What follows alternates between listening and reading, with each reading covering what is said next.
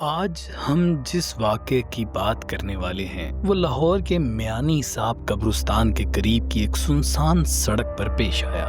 یہ سڑک دن کے وقت تو عام سی لگتی ہے، لیکن رات کو لوگ وہاں سے گزرنے سے کتراتے ہیں۔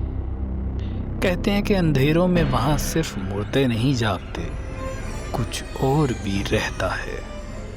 ایک نوجوان کامران رات گئے دوستوں کی محفل سے واپس آ رہا تھا۔ گھر جلدی پہنچنے کے لیے اس نے قبرستان کے ساتھ والی سنسان سڑک پکڑ لی۔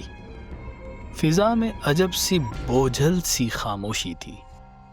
دور کہیں کتے بھونک رہے تھے اور کبھی کبھی جھونکا آتا تو درختوں کی ٹہنیاں کراہنے لگتی۔ چلتے چلتے اچانک اسے یوں لگا جیسے کوئی اس کے پیچھے آ رہا ہے۔ قدموں کی آہٹ سنائی دی۔ کامران رکا، پلٹ کر دیکھا، اندھیرا اور خاموشی۔ پھر قدم بڑھائے، آہٹ دوبارہ سے۔ اس کے ماتھے پر پسینہ آ گیا۔ اس نے رفتار تیز کی، آہٹ بھی تیز ہو گئی۔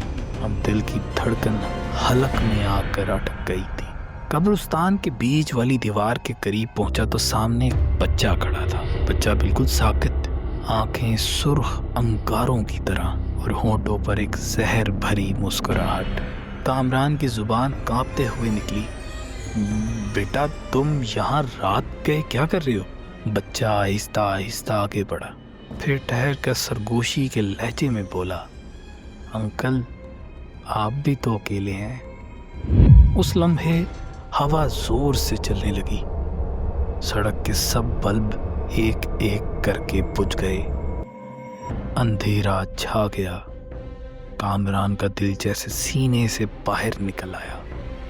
اچانک سے اس نے دیکھا وہ بچہ دھند میں مدھم ہونے لگا اور اگلے لمحے اس کی اپنی ہی شکل میں بدل گیا۔ اس کے بعد کامران کو کچھ یاد نہیں۔